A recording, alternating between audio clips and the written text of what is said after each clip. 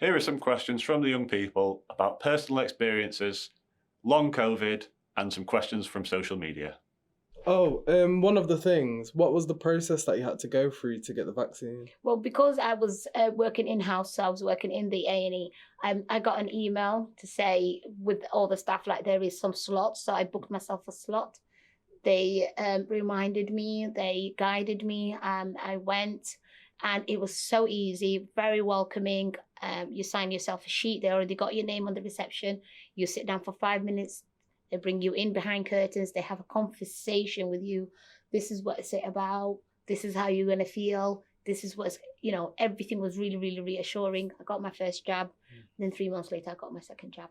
So obviously they say like, oh, this is what you feel, but like everyone's different. So Yeah. what was your experience? Like, what did you feel after you had the jab? They go through the allergies and they go through everything anyway. But yeah, so for me, I got the Pfizer jab, and my arm literally just went numb. So it's like really, I thought I was having a stroke. So just the arm was really, really heavy. It was very tender.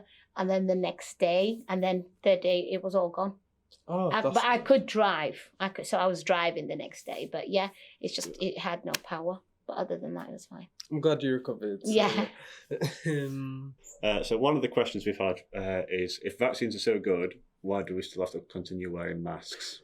So two things. I think the requirement for face masks will just become less and less as the summer goes on. Arguably, the hope is that face masks, the requirement will go completely. It's fair to say that face masks themselves aren't a panacea. They do work, definitely, but they're not a magic bullet, and they're part of a broader range of interventions that collectively have reduced risk. They have not reduced it to zero, obviously. Specifically then on the vaccination question, the vaccination isn't 100% effective. Best guess is it's about 85% effective, so there'll still be 15% of people for who don't have a good antibody response, therefore aren't well protected. So it's possible that some element of face mask wearing will continue, because for those who are potentially most at risk from COVID, which will still be circulating, the face mask will offer some protection. So it's hard to predict how that will play out over the next couple of months. But I think the requirement for face masks in some settings will go down, but I think in some other settings we'll still be asked to wear face masks for a while yet. Okay. And then one from Haji. Is getting the vaccine painful? Well, it hurt my arm when the needle got stuck in. A bit more than most vaccinations, to be fair, and maybe I just got unlucky that day. Maybe maybe all sorts of things. So, but no, I think like any injection, most vaccination, you just don't feel it going in. The old adage that you'll feel a little prick, and you go, oh, you've already done it then. It's true for most people. So, so some have a bit of muscle soreness around the injection site. Some do have some more serious side effects. Not loads, but a relatively small portion do have some more serious side effects. One member of my staff did. That's a sign that the vaccination is working, actually. It tricks the body into thinking that you've got COVID, and the side effects are basically the mounting of an immune response. So, but in terms of do injections hurt? Mostly you just don't feel it, to be honest. That's good. And then younger people aren't being vaccinated at the minute, but how will older people being vaccinated, how will that impact young people? Older people, the principal purpose for older people being vaccinated is to save lives, and it has done so amazingly well, remarkably well, more so than we dared hope for. The more people we get vaccinated, the more we develop this concept known as herd immunity. So there will be some people in any given population that can't have the vaccine for some medical reasons. And that's the same for any vaccination program. So it's important that as many people are vaccinated as possible to provide some modicum of protection for those that can't be vaccinated for medical reasons, because there will still be circulating virus. But the more people are vaccinated, the less circulating virus will be, and the less opportunity there will be for the virus to spread, and therefore negatively impact on those people who can't be vaccinated. So it's important that we do try and develop herd immunity, which is just a phrase that means a good level of population coverage of antibody response across the whole population. So the more adults get vaccinated, the better. Could I ask, have you had the vaccine, and if not, why? I haven't had the vaccine, and there are a number of reasons why I haven't had the vaccine. One, within my family, there is a gene that doesn't take to vaccines. My mum, about 8 years ago, took a vaccine and it nearly killed her. My nan can't take it, so of course they've advised me to be cautious about taking the vaccine and to wait for results, etc., to kind of come through to make my decision whether I can take it or not. Personally, I feel that I'm going to take it at some point, purely because I want to travel. But I also think that it's a personal thing. You know, we live in a free state, and you know, medicine, opinions, you know, how we behave, etc., are, you know, we're supposed to have some freedom in doing that. So, you know, if I want to take 2 years to assess taking a vaccine, then I should be entitled to do that. You said you're a dad and obviously a family man. Are you scared for any family members or your family in general? Yeah, definitely. The pandemic has hit us as a family, so we've lost 2 elders. That was hard because we couldn't bury them or be there to bury them. So this year was the first time that we actually could pay, you know, proper physical homage to them. I've got a lot of elders in my family. We've got a long life gene. My grandma's 90 odd. My mom's in her 60s. They can't take a vaccine because they're allergic to vaccines. And, you know, in the younger generations, there's been quite a few COVID situations. So, yeah, it's, you know, we've had the whole range of COVID kind of issues.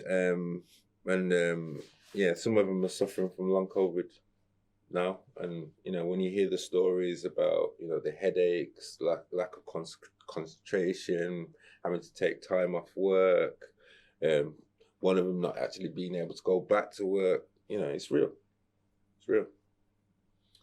Okay, so can you tell me a bit about long COVID, please? Yeah, so most people who have COVID recover fairly quickly. Most people have a fairly mild illness and recover fairly quickly, 4 to 10 days.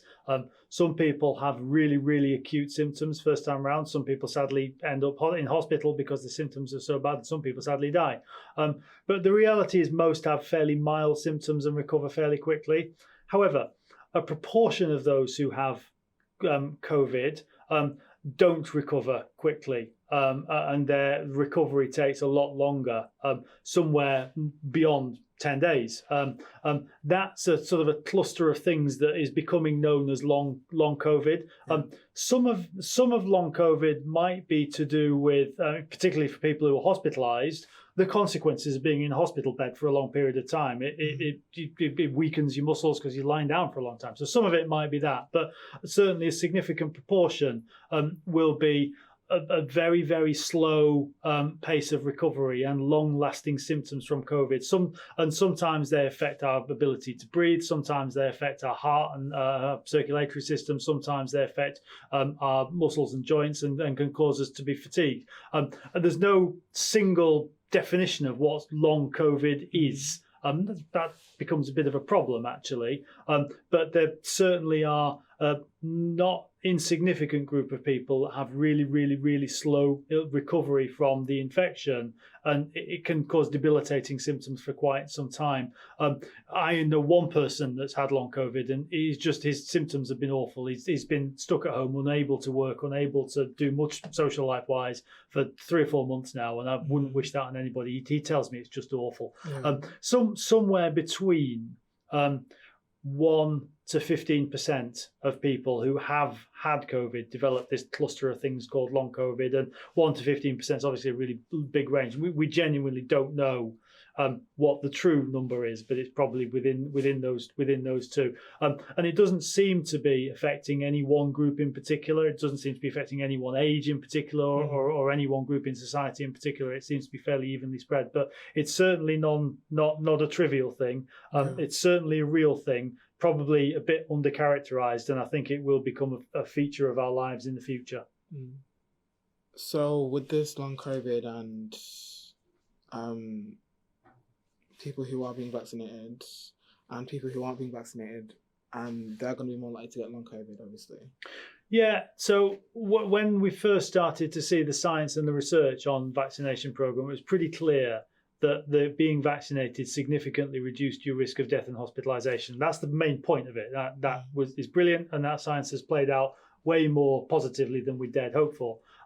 But soonish after that, there was an expectation that being vaccinated would reduce your chance of transmission, and that has an impact. And we weren't quite sure how much of an impact. The number was somewhere between 0% and 100%, and who knows what the real number is. But the science has developed on that now, and we think that the vaccination reduces the chance of transmission, i.e. the ability of me to acquire the virus, be infected and pass it on to you, by somewhere in the order of 60, 70%. And again, that's significant, and that's way more positive than we dared hope for.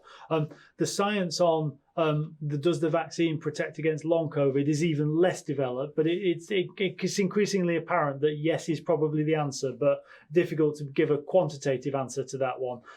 The best protection against long COVID is reducing the transmission of the virus in the first place. So vaccination helps with that, but it isn't the only thing. Me staying at home if I've got symptoms is by far the most important way of reducing transmission, but hand washing, face covering, distance between people, opening windows and doors and ventilation is obviously another good thing. So all of those things together will collectively reduce long COVID. So you talked about COVID-free. There's been a term going around COVID-0. Do you think there'll ever be a chance of zero COVID within like Sheffield and places like the city centre and like schools and all that, going back to normal, how we saw around 2 years ago, with everyone not wearing masks and being able to just interact? Yeah, I hope so, and I think that has to be our aim. I do think we will get there. Like, vaccination's been really effective. If we get enough people vaccinated, I think we will be there, and we'll be able to like take our masks off and kind of be like we were like 2 years ago, hopefully. I think there'll probably still be like some impacts from COVID, like change of work patterns potentially, and like that COVID anxiety we're talking about, that'll probably have impacted people differently and be there for a while. But I hope we can get to a place of zero COVID, yeah. And I think the vaccine is the best way to do that. A huge thank you to Sheffield City Council for funding this project, to all the young people who got involved doing the interviews and asking questions on social media, to the One Devotion for providing interview training for our young people, and of course to Safia, Martin, Greg and Lloyd for coming in and speaking to our young people.